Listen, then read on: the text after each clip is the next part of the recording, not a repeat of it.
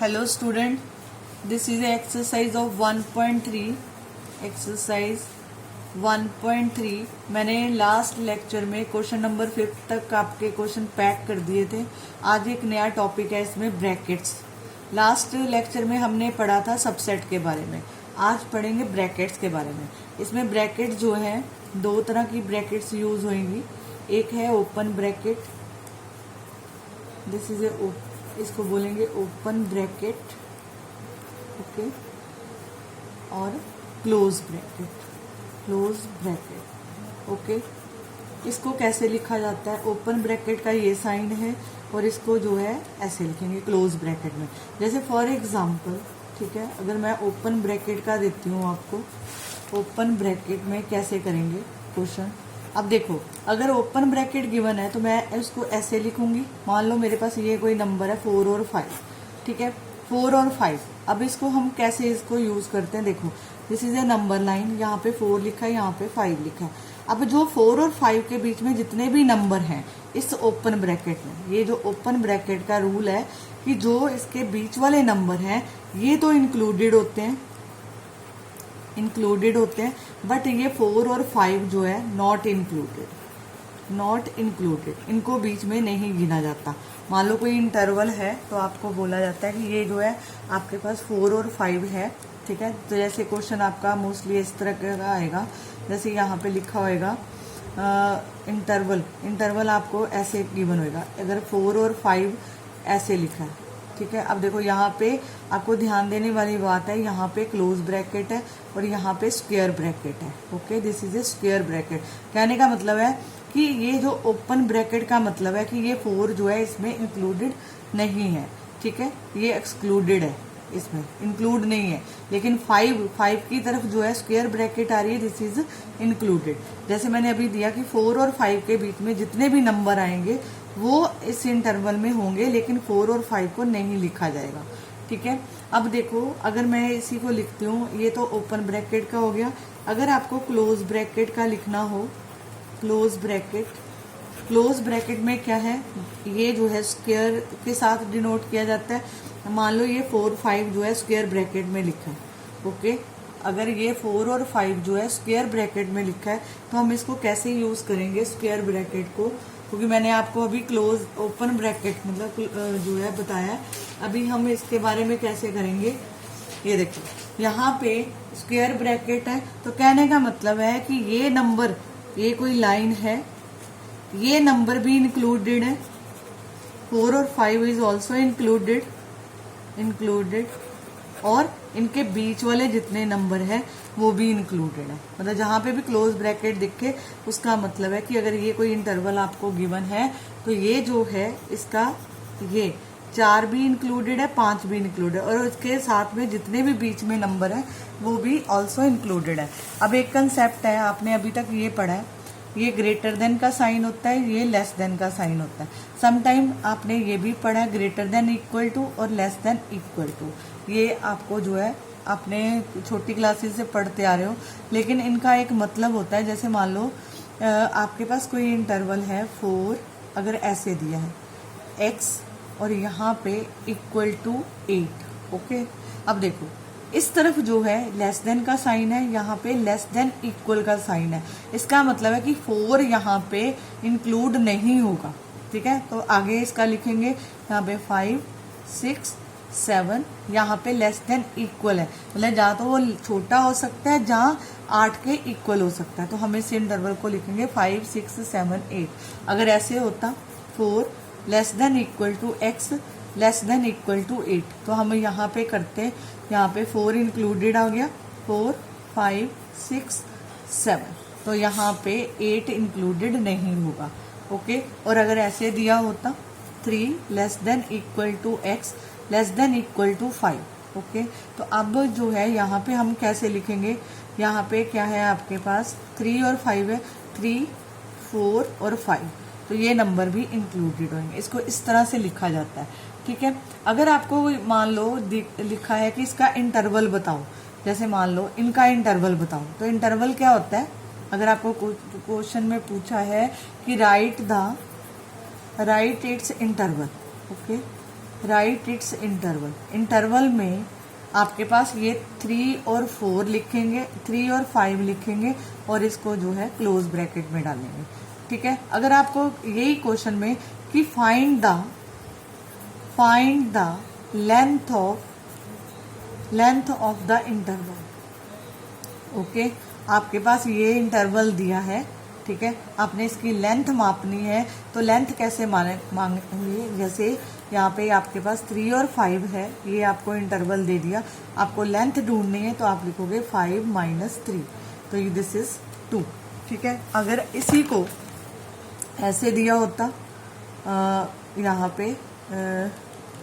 यहाँ पे एक जैसे -4 और 6, ये कोई आपको इंटरवल दिया होता -4 और 6, तो अब इसको फाइंड द लेंथ आपको ये पूछा जाता, तो आप कैसे फाइंड आउट करते, आप 6, कोई बड़ा नंबर है, 6 में से ये -4 करेंगे तो 6 + 4, तो दिस इज 10। ओके, यही इसके 2 बेसिक थे जो मेरे को क्लियर करने थे। अब मैं आपको आपकी एनसीईआरटी एक्सरसाइज 1.3 का जो है क्वेश्चन करवा रही हूँ। क्वेश्चन नंबर है 6। Okay, question number 6। ठीक है, 5 तक हमने लास्ट लेक्चर में कर लिए थे। अब इसका जो है क्वेश्चन, अब देखो, राइट द फॉलोइंग इंटरवल, आपको इसका इंटरवल लिखना है। अब इंटरवल कैसे लिखेंगे, यहाँ पे कितना है -4, यहाँ पे कितना है < > 6। तो अब इस तरह के क्वेश्चंस में जब भी आपको इंटरवल पूछा हो जहाँ क्लोज ब्रैकेट, जो ओपन ब्रैकेट और क्लोज ब्रैकेट यूज होगी, तो मैं इसको लिखूंगी -4, क्योंकि यहाँ पे ये इंक्लूडेड नहीं है, -4 और 6 जो है इंक्लूडेड है, तो यहाँ पे क्लोज ब्रैकेट, एक तरफ ओपन ब्रैकेट लगेगी, एक तरफ क्लोज ब्रैकेट लगेगी, और ये रूल हमेशा रियल के ऊपर अप्लाई होता है, याद रखना। अब जैसे यहाँ पे दिया है x such that x belong to R -12 x < 10, तो कहने का मतलब है कि यहाँ पे जो इंटरवल लिखा जाएगा -12, ठीक है, और -10 तो है ही है, पर दोनों में ओपन ब्रैकेट लगेगी। ओके, अब देखो नेक्स्ट क्वेश्चन, इसका third part, x such that x belong to R 0 < x < 7। आपको इंटरवल लिखना है। इस क्वेश्चन को इस तरह भी पूछ सकते थे कि लेंथ बताओ, इसमें ये पूछा नहीं है आपकी एनसीईआरटी में, बट आरडी शर्मा में ये क्वेश्चंस हैं कि उसमें आपको लेंथ पूछी गई है, तो लेंथ का भी मैंने आपको मेथड बताया था। पहले आप इसको करो, x such that x belong to R 0 < x < 7। अब इसका इंटरवल लिखेंगे 0, यहाँ पे क्लोज ब्रैकेट और यहाँ पे 7, ओके, ओपन ब्रैकेट। अब देखो, अगर आपको इसका इंटरवल पूछा होता, लेंथ ऑफ द इंटरवल पूछा नहीं है, पर मैं बता रही हूँ लेंथ ऑफ द इंटरवल, तो कुछ नहीं करना उसको, इंटरवल आप क्या करो, 7 में से 0 माइनस कर दो, तो लेंथ इज 7। अगर दिया है x belong to R 3 < x < 4, अब इसका इंटरवल लिखना है तो आप लिखो 3 और 4, क्योंकि ये दोनों नंबर इंक्लूडेड है। अगर आपको इसकी लेंथ लिखनी है तो लेंथ के लिए क्या करेंगे, इसको माइनस कर दो, आपके पास आंसर 1। ठीक है, होप सो आपको ये क्लियर होगा। अब देखो नेक्स्ट क्वेश्चन है इसका, क्वेश्चन नंबर 6 हो गया। 7 आपको दिया है, right the following interval in set builder form. ठीक है, आपको सेट बिल्डर फॉर्म में बताना है, तो आप जो है पहले तो इनकी ब्रैकेट को जो है ऑब्जर्व करो कौन सी ब्रैकेट है, तो आपके लिए लिखना आसान हो जाएगा। तो हम इसको लिखेंगे x such that x belong to R। अब देखो यहाँ पे ओपन ब्रैकेट है, तो हम लिखेंगे -3 x < 0, तो ये आपका सेट हो गया। ठीक है, सेट बिल्डर फॉर्म। अब इसी तरह इसको देखो, 6 और 12, एक तरफ जो है ओपन ब्रैकेट है, एक तरफ जो है क्लोज ब्रैकेट है। ठीक है, तो हम इसको लिखेंगे x बिलोंग टू R, यहाँ पे आया 6 x, ठीक है, क्योंकि ओपन ब्रैकेट है, और यहाँ पे < = 12, तो ये हमारा एक इंटरवल आ जाता है। ओके, अब देखो next question, this is very easy question. ठीक है, अब यहाँ पे 6 और 12, आपने सिर्फ इस क्वेश्चन में इनकी ब्रैकेट्स को ऑब्जर्व करना है कि ब्रैकेट्स है क्या।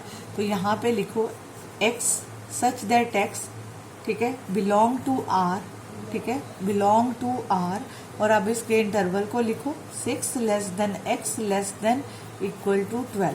ओके, ये आपका आंसर। अब इसी तरह इसको लिखेंगे same way x belong to r, ठीक है। अब देखो यहाँ पे जो है स्क्वायर ब्रैकेट है, this is -23 less than equal to x less than equal to 5, क्योंकि यहाँ पे ओपन ब्रैकेट है और इसको बाद में सेट में लिख देंगे। तो आपके पास ये जो है आंसर आ गया। अब देखो question number 8, what universal set would you propose for each, ठीक है। कौन सा यूनिवर्सल सेट आप जो है इसमें प्रपोज करोगे। अब देखो यूनिवर्सल सेट उसको बोलते हैं जिसमें सारा कुछ इंक्लूड होता है। मतलब मान लो अगर आपको पूछा कि यूनिवर्सल सेट ऑफ आइसक्रीम, ठीक है। आइसक्रीम का मतलब सभी तरह की आइसक्रीम, ठीक है, चाहे वो वनीला है, चाहे चॉकलेट है, स्ट्रॉबेरी है, कोई भी है तो आइसक्रीम ना। तो वो आइसक्रीम, अगर आपको कोई पर्टिकुलर पूछा है वो क्वेश्चन अलग हो जाता है। लेकिन अगर आपको पूछा है कि सेट ऑफ यूनिवर्सल ऑफ मतलब आइसक्रीम का कोई यूनिवर्सल सेट, तो मतलब ऑल आइसक्रीम मतलब किसी भी तरह की आइसक्रीम, तो उसमें वो वनीला भी हो सकती है, मैंगो आइसक्रीम भी हो सकती है, कुछ भी हो सकती है। इसी तरह इसका पूछा है कि what universal set would you propose for each set of right triangle. अब देखो यूनिवर्सल सेट का मतलब है कि ऑल ट्रायंगल्स। पहले तो यूनिवर्सल सेट पता होना चाहिए। यूनिवर्सल सेट ऑफ ट्रायंगल्स मतलब उसमें राइट एंगल ट्रायंगल हो सकती है, आइसोसेलेस हो सकती है, राइट एंगल ट्रायंगल हो सकती है, स्क्लेन हो सकती है, कोई भी जो है राइट एंगल मतलब ट्रायंगल्स, कोई भी ट्रायंगल्स हो सकती हैं। अब यहाँ पे आपके पास क्वेश्चन है the set of right triangle, तो मतलब ये यूनिवर्सल सेट है, इसमें हर एक तरह की ट्रायंगल आ रही है। तो आप इसके लिए सेट बिल्डर फॉर्म में इसको कैसे लिखोगे, यू, ठीक है। यहाँ पे जो है इसका सेट बिल्डर फॉर्म लिखो, इसको लिखो x सच दैट x, ठीक है, इज ए ट्रायंगल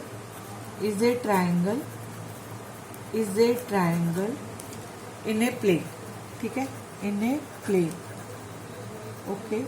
अब देखो सेट ऑफ आइसोसेलेस ट्रायंगल, तो ये भी सेम मतलब यूनिवर्सल सेट तो एक ही है ना। यहाँ का भी यूनिवर्सल सेट कौन सा है, ऑल ट्रायंगल्स मतलब कोई भी ट्रायंगल्स, ठीक है।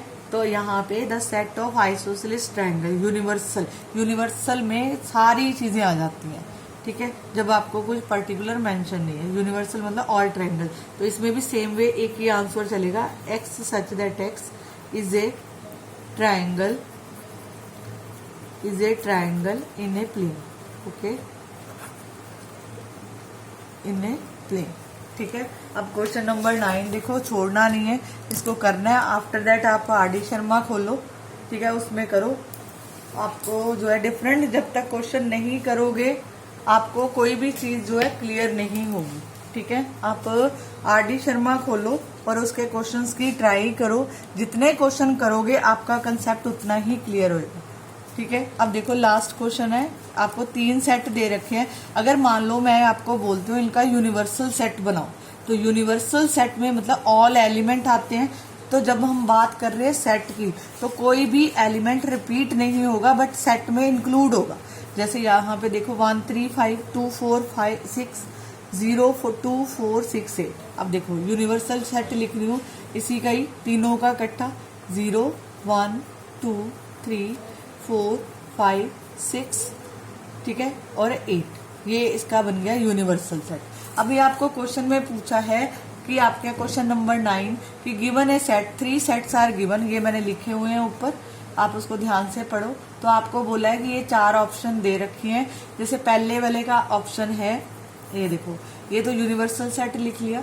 अब देखो ऊपर वाला जो सेट है, ये फर्स्ट वाला पॉइंट इसका 0 1 2 3 4 5 और 6, ओके, दिस इज 6, ठीक है। ये नंबर आपको गिवन है, ठीक है। आप इस यूनिवर्सल सेट में ये नंबर देखो है या नहीं है। अब देखो मैंने यहाँ पे देखा 0 1 2 3 4 5 6 तो है, लेकिन 8 नहीं है। 8 जो है इस सेट को बिलोंग नहीं करता, तो दैट मीन ये नहीं है, इंक्लूड होगा, मतलब ये आपका सही आंसर नहीं है। अब देखो सेकंड, ठीक है, सेकंड जो है लिखा है 5, ठीक है। 5 कोई भी यूनिवर्सल सेट को बिलोंग नहीं करता, 5 कभी भी नहीं आता यूनिवर्सल सेट में, ठीक है, इसको भी छोड़ेंगे। थर्ड पॉइंट देखो, वहां पे लिखा है, ध्यान से देखो, ये लिखा है 0 1 2 3 4 5 6 7 8 9 और 10। ठीक है, आप ये वाला यूनिवर्सल सेट में की वैल्यू देखो इसमें है। ठीक है, तो यहाँ पे बढ़ सकता है, लेकिन ये सारे नंबर इसमें होने चाहिए इस सेट में। तो ये सारे नंबर हैं, इसलिए जो है इसके लिए आएगा यस। ये थर्ड जो है यूनिवर्सल सेट है। अब जैसे इसका फोर्थ पॉइंट है, रीजनिंग के साथ करो 2 3 4 5 6 7 8। अब देखो इस नंबर्स को देखो, ये नंबर अब इसमें 7 नहीं है।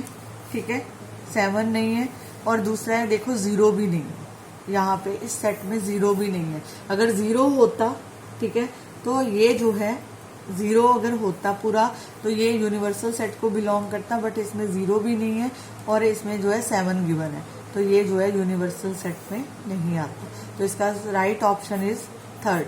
ठीक है, होप सो आपको क्वेश्चन समझ आए होंगे। आप प्रैक्टिस करो, जितनी प्रैक्टिस करोगे उतना ही अच्छा है। एनसीईआरटी इग्नोर नहीं करनी। जो बच्चे एनसीईआरटी इग्नोर करेंगे वो आगे कोई भी बुक सॉल्व नहीं कर पाएंगे, क्योंकि अभी मैं सिर्फ एनसीईआरटी करा रही हूँ, इसके बाद मेरे को आरडी शर्मा करानी है, वो मैं साथ साथ आपको क्वेश्चन कराती रहूंगी। तब तक इसकी प्रैक्टिस करो। नेक्स्ट लेक्चर मेरा होगा वेन डायग्राम के ऊपर, एक्सरसाइज करेंगे 1.4। ठीक है, तब तक आप प्रैक्टिस करो। Thank you for watching.